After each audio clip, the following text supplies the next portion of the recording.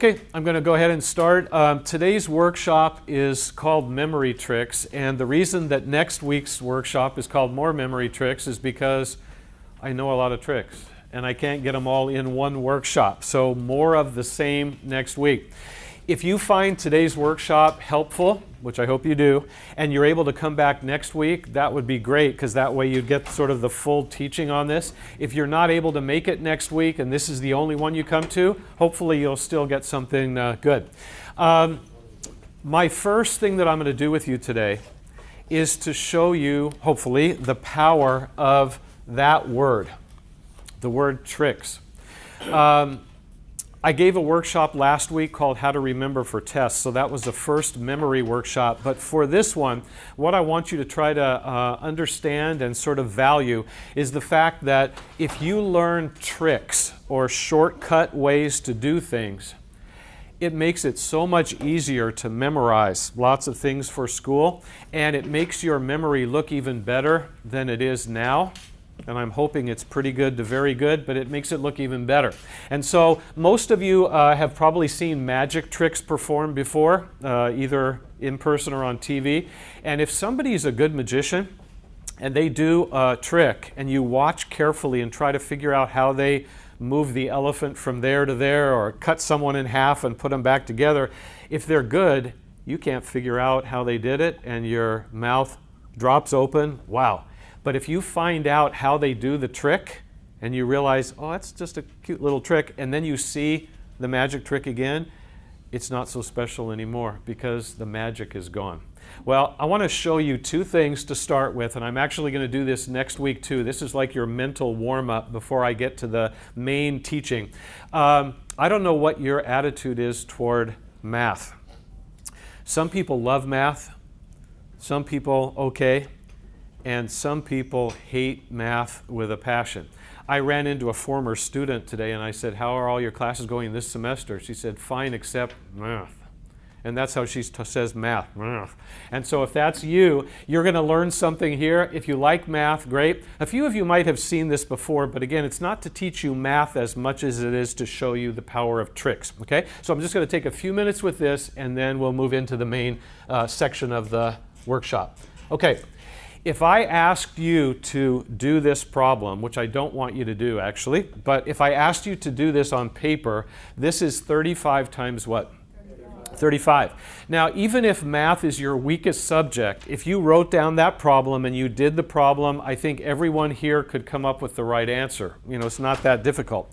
But if I told you that you could actually do this kind of problem in 2 or 3 seconds in your head, most people, even if they're not great at math, would think, oh boy, you don't know my mind. I can't do something like that. But if you know the trick, it's easy. Okay, so here's how it works.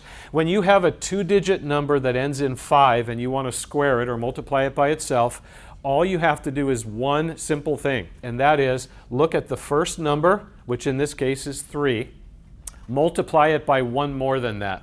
So this is tough math. What's one more than 3? What's 3 times 4? 12. That's pretty easy, right? Well, 12. And then you do one more thing. And that is stick the number 25 on the end. And then you're done. That's it. 1,225 is the answer. People, when I show them that, they say, wait a minute, but how did you... And you know what I always say? Who cares? As long as it works, you don't even have to know why it works. It just does. So if I give you 65 squared, you're supposed to be able to know how to do that quickly, unless I lost you over here, which is okay. It's 6 times 7, which is 42, and then 25. Okay? And that's it. When I show this to people also and they learn how to do it and they think, wow, that's fast, you know, that's good. One thing that they ask is, does this work with all numbers? And my answer to that is, no. If it worked with all numbers, we would all be math majors, right? Because this is really easy. But there are a lot of other math tricks, a lot of them, and I'm going to show you one more in a minute. But here's what I wanted to tell you. I have actually had students try this before, and whether you do this or not is up to you, but it's kind of fun to experiment with it or to try it, and that's this. once somebody learns how to do this, even if they don't understand why it works, but they just know the 2 little steps, very often I've had students go up later today to someone they know, family member, friend, classmate, somebody, and they walk up and they hand them a piece of paper and a pen or pencil, and they say this. And if you do this, this is what I want you to say. You say, I want you to choose a number that is 2 digits and ends in 5, and you square it on paper, and I'll do it in my head, and we'll see who finishes faster. So in other words, you're trying to show off your great math ability, okay? So the person looks at you, and I've had people even do this with family members who knew they were bad at math, and this really blows the mind of somebody like that. So they say, okay, 2-digit number that ends in 5. You say, yeah. They say, okay, how about 25? And so they write the problem the way that it normally is written. By the time they finish writing the problem, you should already know the answer, and they haven't even started figuring it out yet. What's the answer to this? Yeah, 625, because it's 2 times 3 is 6, 25. So what you do to impress them is before they've even done anything, you tell them the answer. But you don't say it like this, 625. You have to have an attitude about it. You say it this way, 625. Like, come on, give me something tough. And they're going to look at you and they're going to think, get out of here. And then they're going to start going through and doing the problem the normal way. And then at the end, they get the same answer that you got. And they're going to look at you, I guarantee you, and they're going to say, how did you do that so fast? Okay? If they ask you, this is the only time I'm ever going to say this, ever lie. Don't tell them, okay? Say this. This is my favorite thing. Say this. I can't tell you how I do the problem like that so quickly, but I've been lying in bed till 2 o'clock in the morning every night learning to move the numbers in my mind. And they'll look at you and go, wow. And they'll say, I wish I could be as good as you are. And then here's the hardest part. You have to have a straight face, no smile and whatever. You look at them and say, well, you keep working on it and maybe one day you'll be as brilliant as I am. And that's hard for you to say because you know that it's just a simple trick. But what they think when you're able to come up with something that fast is that you're basically doing this. And you're doing all these things and you're not doing any of that. Well, it's kind of nice to be able to do something like this and impress somebody. Okay? Now, if they ask you a day or 2 or 3 later, if you see them again and they say, can't you tell me how you do those problems so fast? I'm still thinking about that. Go ahead and say, all right, I'll tell you. And then show them this and watch their great admiration of you just drop. And they'll just look at you like, I thought you were special. Because it's not special, but if you don't know how to do it, it looks fantastic. Okay, so that's the idea with tricks. And then I'm going to show you one other really fast one. And then I want you to kind of get ready for the main teaching today. I don't know how many of you have ever seen this, but it's even more fun for me than the other one. If you're given this problem, which is not hard to do at all, but it just takes a little while to get it done, if you know the trick, you can do it in 1 second. Okay, what's 6 plus 2? 8. Done. You didn't even multiply anything. And it's a multiplication problem. That's pretty odd, okay? 54 times 11, 5 plus 4, and so it's 594. So you can do that in 1 second, and the other person is still 1 times 3, 1 times this, and you look so brilliant, okay? And it's because you know the shortcut, you know the trick, okay? So that's the idea, and again, I'm going to give you a few more of those next week. Some people have said, can you do a whole workshop on math tricks? I should probably do that sometime because I know a lot of them. One of the things that I love about these math tricks, is sometimes when people learn how to do them, and they show them to somebody and the other person's impressed, it's the first time in their life that they've ever felt power over numbers because they hate math and they start to kind of get into it a little more. Well, one of these days maybe I'll do that. But for today, the main thing that I want to do is I want to show you 3 specific things that have helped students to score higher on tests. Okay? The first one, and this is kind of the first of 2 similar ones, is I'm going to explain a little bit about how acronyms can be used to help you get better grades on tests. And The big key, and I'll explain this more in a couple minutes, is that acronyms normally are words, and they're made up of first letters of other words. And all of you have used these before in your life, but most people didn't even know what they were called. And so I want to give you 3 practical examples of how these can help you under the pressure of a test to remember everything that you're supposed to. Okay, the first one is sort of a common idea for an acronym, and that's the word HOMES. And this word is a very common word that everybody here knows, but actually this is this great powerful memory trick. And it doesn't so much look like it when you see it, but it is. This is a help in a geography class, more than likely, and it's to help a person to memorize the 5 Great Lakes that are in and around the state of Michigan.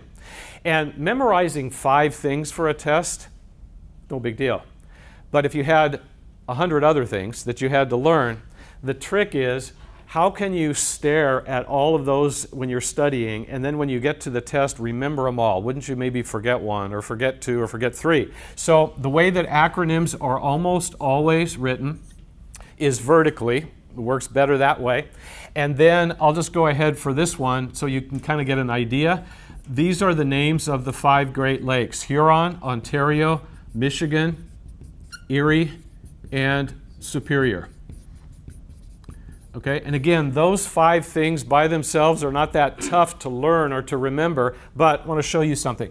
By the way, when I teach students how to create acronyms and how to write them, it usually works really well when you do this when you're done. I always kind of encourage that, and that is to draw a box around it so that the actual acronym kind of pops off the page. It just makes it a little easier to remember.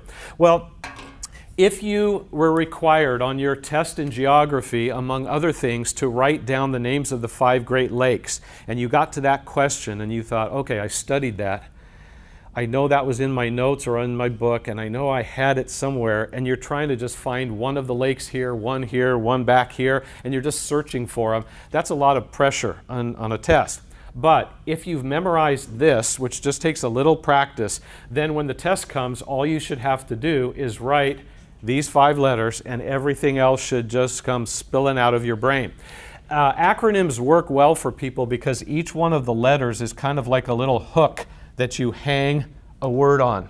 And so it tends to, even under a nervous type of situation on a test, it all seems to come back to a person more than if they just stared at the names and hoped that they would remember them. Okay, so again, this is a word, the word HOMES, made up of first letters of other words. The second one, I think we have several people in here who probably will recognize this one. I don't know if anyone knew that from your previous experience, but this one is pretty common. Okay? Rainbow. Yeah, right. So these are the colors of the rainbow. When would you ever need to know that? Well, I guess if you took a rainbow class. Geology, you know, whatever. Okay? And so this is a man's name, right? Roy G. Biv, even though there is no man with that name. I don't think there's ever been a man with that name, but you can pronounce it like a name, and it's simple and easy to remember. Now, this is a class participation moment, so even if you've never seen this before, I want you to try to see if you can come up with these. Everybody should know the first 5. After that, it gets a little harder. So what's this one? Red, orange, yellow, green, blue, indigo, violet. That's very impressive. Sometimes it gets so quiet when I get to the I. Indigo and violet, those are a little more obscure. Red, orange, yellow, green, blue are very, easy. Well, if you memorize this and you just practice it a few times, you would never forget it. And there may never be a time in your life where you need to know the 7 colors of the rainbow, but if you ever do, now you know. Okay, so that's a second one. And then my third example of acronyms is my favorite one ever. And other than 1 or 2 people in here who I know would remember this, everybody else would never know this, and that's because I made it up. So it's not in a book anywhere or whatever else, I made it up. And so I want to teach this to you backwards, and here's the way I'll say it. Several years ago, I had a student who came to me in a real panic. She said, I have a test next week, I have so much to memorize, I'm going to forget a lot of it. Can you help me? And I said, okay, what's the class? And when she told me, I got nervous for her. She said, it's anatomy. I don't know if you've ever taken anatomy. That's scary, okay? There's a lot of stuff to remember, and it just kills your brain trying to just memorize them. I said, what part do you need help with in particular? She said, well, everything. But one thing that I'm especially worried about is this. My teacher told us that one of the things we have to memorize for the test is the 10 organ systems in the human body. And I said, well, why are you worried about that more than some other things? And she said, because of the way it's going to be asked. And I said, well, what, multiple choice or true, false? She said, oh, no, much worse. She said, fill in the blank. Just like that. Now, everybody here has taken enough tests in your life to know this. What happens to a lot of people's minds when they see blanks on a test? Yeah, you go blank. Okay, multiple choice questions, which you've all answered many times before, are not always easy, for sure, but the answer's right there. It's just waving at you. All the other fake answers are waving too, and you just have to recognize which one is right. But when it's fill in the blank, there's no help anywhere. You either know it or you don't. And she said, I'm going to look at this list and I'm going to study it for hours of all 10 of them, and then when I get to the test, I'll forget half. So is there a trick? Is there a way I can do it? I said, I have an idea. Let me try this. I asked her an important question related to this. This is what you always need to ask first, and that is, do you need to know all 10 of them in this order, the way that I see them on the paper? And she said, no, any order is okay, as long as I write them all down and get credit for them. So I said, okay, that's good to know. I took all 10 of the letters and I wrote them on a piece of paper, tried to move them around and make a big 10-letter word that she could use just like this to easily remember those. Couldn't do it. It's hard to take a bunch of letters and turn them into a huge word. So I thought, how about like this? This is actually like a couple of acronyms. How about if I can find a couple of shorter words, use the same letters, and it would help her just as much. And I played around with it for a minute, and I found it. And I told her this, the same thing I'm going to tell you, and she had the look on her face that you're probably going to have. I said, I found it. This is going to help you. This is great. I'm all excited. And I told her this. Here's what it is.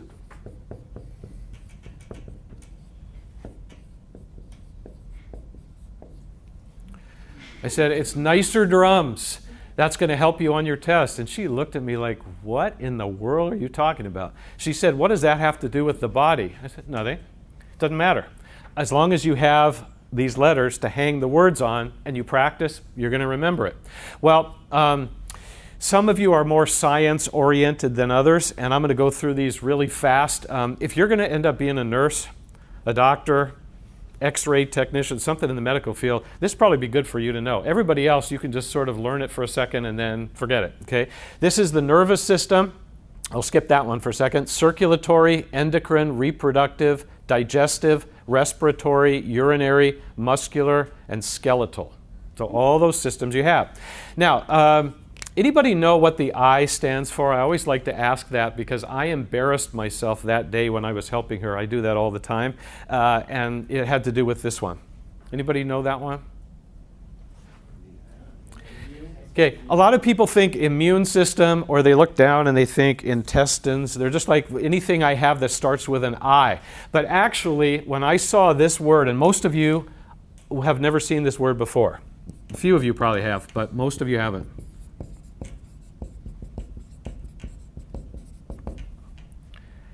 Have you ever seen that before? Most people, I looked at it and I said, integumentary system? I said, I don't have that. I don't have any integuments. I don't even know what that is. And so my student taught me. Teachers learn something every day, just like students do. And she said, yeah, you do. And I said, I do? What is it? And she said, well, it's all your outer covering. So it's your skin, nails, hair, and all of that. And I said, oh, yeah, I guess I do. So I learned something that day. And I'll never forget this, even though I'm never going to need it ever in my life. But I know it. Okay, so what we did was I went back to this with her and I said, what's this one? And then what's this one? And she kept forgetting some, remembering others. And then we went back over it and she remembered the others and forgot the others and was just kind of struggling with it. But after about 5 or 10 minutes of this over and over again, she was able to rattle off every one of those just like I did for you. We practiced a little more and then she took that with her and she studied it as the test was approaching. How did she study it? Well, she said while she was driving. She's just thinking, 10 organ systems, nicer drums. N is for nervous, I is for integumentary, and just kind of went over them. Takes like 1 minute. While cooking, while walking, while doing whatever, just sort of pull it up in your mind, go over it, and then you're done. She told me later that when she went to take the test on this material, she turned the page and there it was.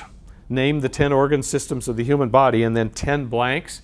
And I said, so what did you think when you saw that? And instead of saying, I started panicking, and she just said, I smiled. I said, that's good. Smiling on a test is good. And then I said, what was the next thing you did? And what was the next thing she did? Yeah, she wrote, nicer drums, got them all, 10 out of 10, like she had, had a little memory pill. Easy, okay? Well, after she told me that, she said, thank you for teaching me that trick. And I said, you're welcome. And then she said, but at the same time, I'm really angry with you. And I thought, wow, I can't help anybody. And here's what she said. She said, I got a C on the test. The whole test? And I said, well, a C is not a great grade, but this is anatomy. If you pass a test, I mean, that's a great achievement. And she said, yeah, but why didn't you teach me tricks like that for everything? I needed to know, then I would have gotten an A. And you know what I told her, and I think you kind of know this already, even though I haven't gotten into this much, you can't use tricks like this for every single thing you need to learn for a test. You get so confused, you start mixing up the tricks and everything else. Every once in a while, when you have 4, 5, 6 things to learn, this works great. Other times it doesn't work at all, and you need other tricks. That's what we're getting to right now, okay? So that's 3 examples of how acronyms work. Let me go ahead, by the way, so I don't forget that, and start the sign-in sheet. Again, I want you to try to listen to what I'm teaching the whole time, but when that gets to you, fill it out, pass it along so we can get it all the way to the back. The other one that I want to show you that is similar, and we'll just take a couple of minutes with this, is acrostics. And acrostics use first letters of words usually, just like acronyms do, except acrostics are not words, they're sentences instead. And so one very simple example of this that some of you may be familiar with is that. Those are not, that's not an acrostic, because that's obviously not a sentence. Anybody recognize those letters? This one is for music. Anybody in here who's ever taken music lessons ever in your life, one of the first things you had to learn how to do is to read the notes. That kind of helps, so you know what to play. But it's really hard for people when they're learning music to learn the notes, and that's because these 5 letters are the 5 lines on the treble clef in music. And trying to memorize these is pointless because it doesn't mean anything. It's just a bunch of letters. And so there's a sentence that is in almost every beginning music book that helps a person to remember this. And a few of you may know that. What is the sentence? Every good boy does fine. Yes, it's every good boy does fine. That's a little bit of a strange sentence, but where do those words come from? Like, what does that mean? Well, E, G, B, D, F. Always the first letter. Okay, so if you memorize that, it would help you to remember what each one was. But I wanted to show you 2 other quick things about this. I've learned in recent years that most beginning music books don't have this sentence anymore. They changed it. That was the sentence for a long, long time. Food. Everybody loves food. And so here's one of the new ones. Every good boy deserves fudge. So if you like chocolate, you like fudge, that makes it easy to remember. And then I wanted to tell you this really quickly too. Last semester, a student told me something I'd never heard before, and that was, he said, I learned music to learn how to play the piano, but I didn't learn it this way. I didn't learn it with other deserves fudge. I learned it with Sesame Street. And I said, what? And he said, here's what I learned. Ernie gave Bert dog food. I love that one. Okay. So in other words, it can be any sentence you can think of as long as each word begins with the right letter. And so you can just use your imagination almost on that. Okay. And then the other one that I'm going to give you as a little example of this has to do with something that I know some of you have learned before, and that is in the subject of math, order of operations. What's the sentence? And what's the whole sentence? Yeah, the normal one is, please excuse my dear Aunt Sally, even though there are other versions of that. And the purpose behind this one is that when you're at a certain level of math, you're under a lot of pressure because you have a problem in front of you that has several steps. And if you do the steps out of order, you get the wrong answer every time. And so you're sitting there and you're thinking, okay, what do I do first? Well, the P stands for parentheses, and then the E is for exponents, and then multiply, divide, add, and subtract. So this helps math students at that level to remember, what am I supposed to do first? And usually they remember it well, even under the pressure of a test, because they learned it as an acrostic. Okay, one more thing about this. Students have asked me, is it better to make an acronym or an acrostic to learn something? And my answer is always, it's better if you can to make an acronym because it's easier to remember a word than it is a sentence. But sometimes, like in this case, you can't make an acronym. And can you take these letters and move them around and try to make a word out of them? No, and that's because you need to know them in this exact order, so you're kind of stuck. So this is the preference if you can, but sometimes this is what you'll need to do.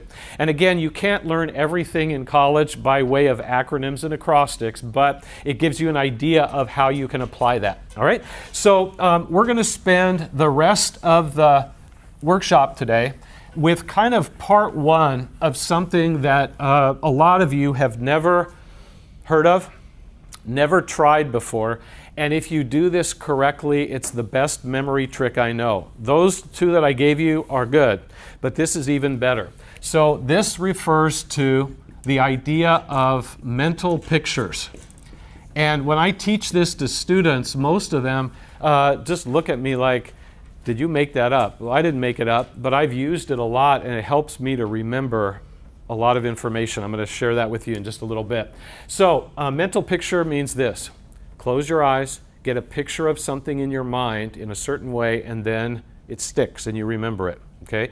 Everybody here has good imagination, even if you think you don't, and you're able to kind of see things in your mind, and if you learn to do it right, it's amazing how much you can learn. So the way I'm going to start this, and I'm going to just take a few minutes with this, but it's important, is the 5 qualities of good mental pictures.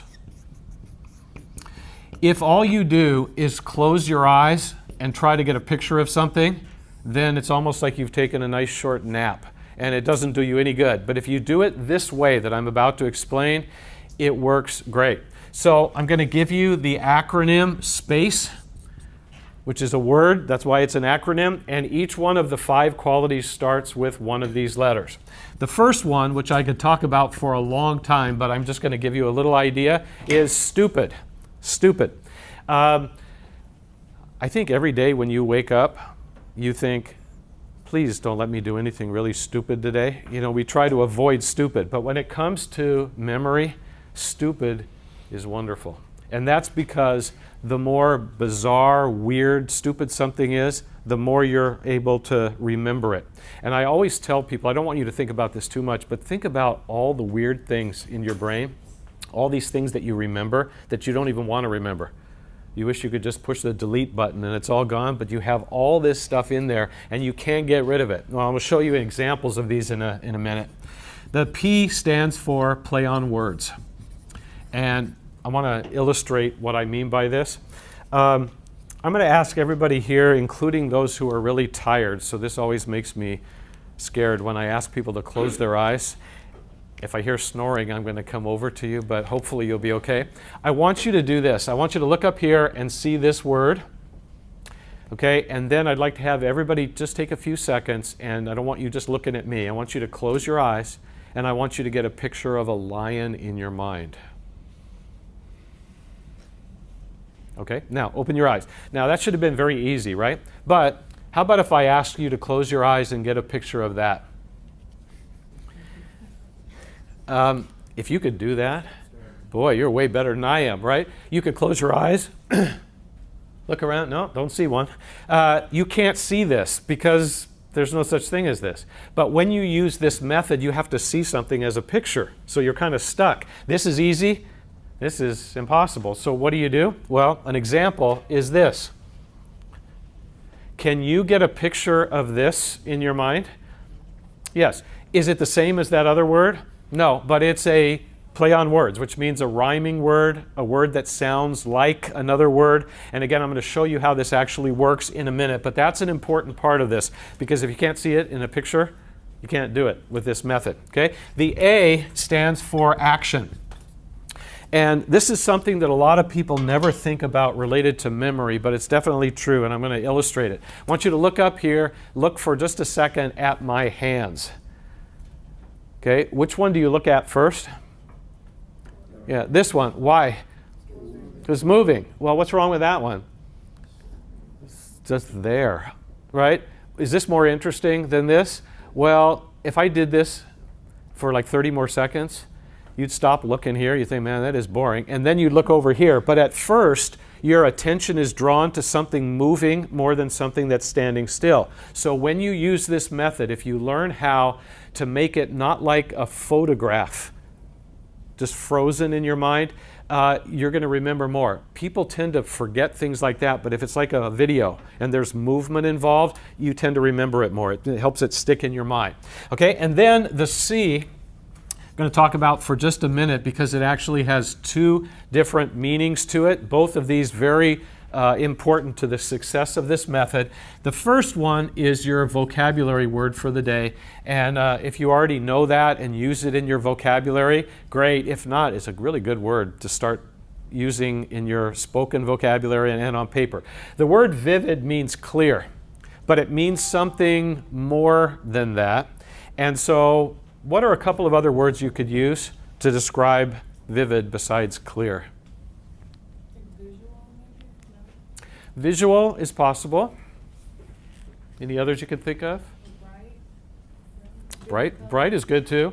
The word vivid in this case means alive, in focus, bright, sharp, like that. And then here's my favorite thing, because everyone will understand this. Last semester, first time ever, it shows how life is changing. So I asked, what does vivid mean? Somebody said bright, alive, in focus. And then one person raised their hand and they said this. HD. Okay? Everybody here knows what an HD TV looks like, whether you have one or you just walk by it in the store and you look at it like, that's alive. It's like coming right off of there. That's the way you want your pictures to be. And if they're not that way, it's not going to work. And so I want to show you one more thing before I write the other here. You don't have to answer me on this, but in just a couple minutes ago, I asked you to close your eyes and get a picture of a lion. So the question is, when you closed your eyes, did you see a lion? And some people, here's what they say. I ask them that question, they say, yes, I certainly did. I said, oh, good, describe it for me. Well, the head was on the left, tail was on the right, it was facing me, had a really big mane, and they're describing it as if it's right in front of them. That's good. That's what this is. But, and again, you don't have to admit to this, but I know every time I do this with a group, at least a few people, here's their answer. I say, did you see a lion when you closed your eyes? And they say, no. And I say, no? No. Well, did you close your eyes? Yes. Did I ask you to see a lion? Yes. But you didn't see one? No. And I say, why? And here's their answer every time. I don't need to. I already know what a lion looks like. In other words, it's all just intellectual. I don't need to see it. Well, that will kill this method faster than anything else. You need to see it alive as if it's right in front of your face. And if you do, this will work great for you. If not, it won't work. Okay? And then the other meaning of clear is this, not confusing. So if you learn to create a very stupid, weird picture of something in your mind, you want to be able to see that later and know what it's a picture of and not sit there thinking, what is that? So the last little one, and then I'm going to give you some applications of this, is the little phrase easy to see. So when you do this method, you need to learn how to create pictures where it's not so crammed and crowded, but just a few here and there, and it's easy for you to see in your mind, and then you remember it. Okay? So these are the qualities, and so what we're going to do for the rest of the workshop is to figure out when would you ever use this. And I'm going to actually show you one or two more applications of this next week if you're here for that workshop. But I'm going to give you one specific one now that is my favorite one. And this is, again, like a good use of mental pictures. And it is in remembering names, people's names. How are you with remembering people's names? Yeah, every once in a while somebody says, good, I remember most names, but most people, that's the way they look. They say terrible. Some people say I'm really good with faces. Really good. Don't remember names at all. And everybody here has had this happen to you before, I think, some more than others. You meet somebody, you introduce yourself, they introduce themselves, you talk for a few minutes, you say, okay, nice to meet you, leave. See them again a few days later, a week later, they will walk right up to you and they remember your name. And whenever somebody remembers your name, that makes you feel kind of special, but you're also horrified at the same time because, yeah, you're just, hey buddy, how are you doing? And you can't remember their name. If you could learn how to be really good at remembering names, this gives you an advantage in your personal life, in school, in business, lots of different areas, because most people are terrible with names. So if you get good at it, it gives you an advantage. Well, how do you remember somebody's name when you meet them? You actually have a lot of different ways to do that. There isn't just one. But the way that I want to show you involves this method. And if this, what I'm about to show you, if this seems really weird and stupid to you, then just remember, oh yeah, that's good. Okay, so here's the example I'm going to give you. We're going to do this with two names. Okay. You meet a lady with no hair. I'm not going to draw the hair on there, but you meet a lady at a party or a meeting or something, and you want to remember her name. It's important to you. And so we're going to start out with the easiest name I know for this, and then we're going to get to a hard one. Okay, her name is Sandy Campbell. And so what you're supposed to do when you use this method is to look at her face, think of her first name, and come up with a picture that this reminds you of, and put the picture somewhere around her face in your mind. So when you hear Sandy, what's the first thing you think of? Yeah, most people think of sand, like at the beach. Is that the only right answer? No, it could be other things. It's your own personal way you think. But if you pictured her and you wanted to say, okay, I want to remember when I see her face next time, I want to remember her name is Sandy, what could you do? Well, here's example. Some people say, I picture sand all over her face, in her hair, and I just want to go up and start brushing it off. So a really weird picture, sand everywhere. Okay, that's one. Other people have said I would picture a big sand castle built right on top of her head, like she's wearing it like a hat. That's very bizarre too.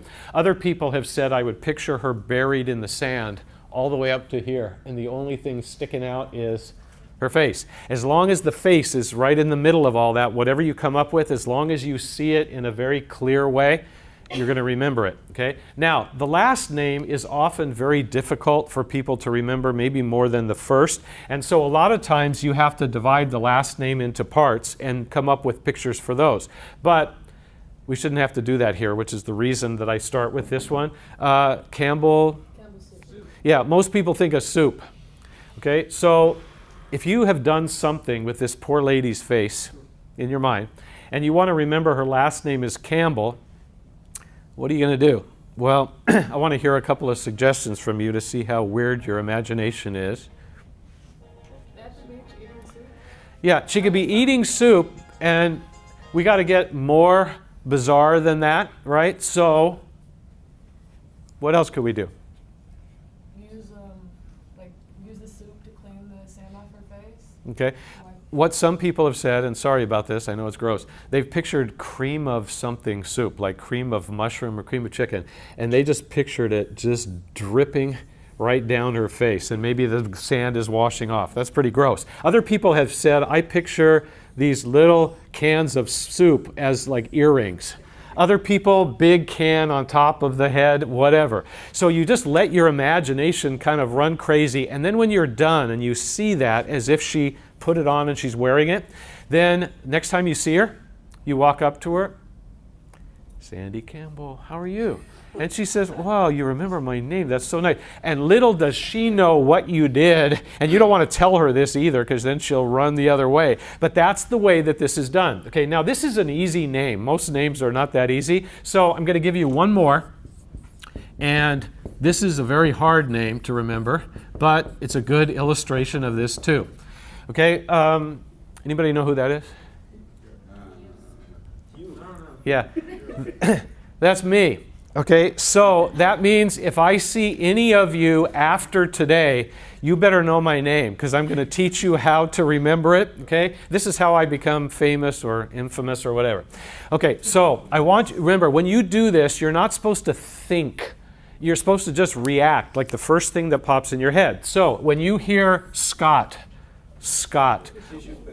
okay, a lot of people, first thing they think of is Scott tissue. So they think of toilet paper or Kleenex or whatever. So then I say, okay, you have a real face in front of you now. What are you going to do? And they look at my face and they're trying to figure out. And I've had people say things like, well, I picture Kleenex coming out of your nose, you know, like it's a dispenser, or big rolls of toilet paper instead of my ears, or something else like that. What else does Scott sound like or rhyme with? Yeah, Scotch tape. Other? Right, all kinds of possibilities. Which one of those is best? Whatever one you come up with, because again, that's the way your brain works. But I'm going to give you an illustration of this. Scotch tape is what some people come up with. And I say, okay, that's good. So what are you going to do? You know, you got the face right here. And they look at me and they say, well, I picture you holding some tape. And I say, yeah, but come on, we got to go more stupid than that. Otherwise, you're not going to remember it. So then they picture me wrapped up like a mummy in tape all the way up. Or some people have said this, and they get very excited when they say it. I picture this big piece of tape right across your mouth. And I thought, why are you getting excited about that? But anyway, that's what they say. Okay, so we think, okay, we got my first name. Well, last name, you have to know how to pronounce the name, because if you don't, you can't do it. You're playing with the sounds of the name. So my last name is actually mispronounced by almost everybody. That's the way it's actually pronounced, is Breckner. So if you take this part, the Breck part, what does that sound like or remind you of? Breck. Brick. What else? Break. Breck. Okay, breakfast is one that people come up with a lot. And so I say, what are you going to do to remember that that's my name? And they start giving me the scariest looks anybody could ever give me. They're looking at my face. And eggs here, sausage here, bacon here. They just stick my whole breakfast all over my face. If that works, great. Other people have said the word brick, and they think, well, like bricks, like on top of your head. And that works fine. If it's not exactly right, but it's close. Okay. And then the last part of the name, the N-E-R, ner. Nerd. What are we going to do? Nerd. I get it all the time. Most of you, I think, know what nerd means. Okay. If you don't, you'll learn something, but I wanted to show you something really quickly, and that is a lot of people think differently than other people. We kind of know that. And I've asked some people, I said, I want you to just listen to this, and then the first thing you think of, say it. And I say, ner. And you know what some people have said? They say, nerve. And I say, nerve? Why nerve? And they say, well, I'm in biology. We're studying the nervous system. I close my eyes and I can see nerves, and that's just the way their brain goes. Other people say, I wouldn't think of that at all. I would think of Nerf ball, nerd, you know, whatever. So whatever you use, whatever works for you is good. Well, there are all kinds of pictures that you could create for somebody to be a nerd, and whatever you came up with, you try to play around with the sounds and all that, you come up with something strange around the face, and then if you see it in a clear way, then the next time you see the person, you'll remember. Now, I want to tell you a couple more things, and we'll finish up with this. Did the sign-in sheet make it all the way around? Okay, you can just, it's okay, I'll go ahead and get it afterward, but nobody missed that? Okay, good. What I want to tell you is this, let you in on a little secret. I always tell my students this. Every semester, the first day of class, I say something, and as soon as I say it, I think, why did I say that? I shouldn't have said that. And that is, I tell all my students, I'm going to learn all your names in the first couple weeks of the semester. And this semester, I have 160 students, or at least had the 160 at the start. That's a lot of names, okay, especially for an old brain. Well, I learned them all. I know them all. And that makes me look like I'm some kind of memory genius. How could you remember that many names? It's a trick, okay, that makes me look better than I really am. Just like everything that I've shown you today, starting with those math tricks. So I learned some of my students' names by just looking at them and looking at the name, and it kind of clicks. Other people, I can't remember their name. For some reason, it just won't get in there. Whenever that happens, I use this method and create these weird pictures around their brain, around their head, and then when I see them the next few times, I see those pictures, I remember their name, and then after a little while, those pictures disappear. They're like a crutch, you know, that you need for a little while, and then once you know the name, you don't even need it anymore, and they go away.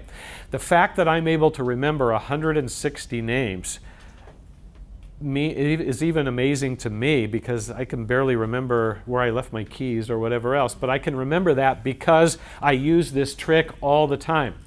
And if you've learned this and you kind of get the idea of it, what a lot of people tell me is, I understand what that says, but I could never do that. And I say, why? And they say, I just don't have a good imagination. And I always say, yes, you do. You just have to learn how to apply it for this. So this is the last thing that I'm going to leave you with, and this is just a little mental exercise for you to do even as you leave here. I know that you know your name. If you don't, we're in trouble, okay? But if you met someone and you wanted to teach them how to remember your name this way, you would have to create picture for your first name and last name. So the question is, what does your first name sound like, rhyme with? How about your last name? Think about that, and some people find it very easy because their name sounds just like something or whatever. Other people say, wow, my name doesn't sound like anything. But if you think about it long enough, you can figure it out. Think about a friend of yours. You already know their name, but think about their name. How would I create pictures? And once you start doing that with a few more people, it starts getting easier. And I can do this pretty well just because I've done it for a long time. So it's like any skill that you develop as you go. Okay, so just give it a try. It's kind of a fun thing to do as well.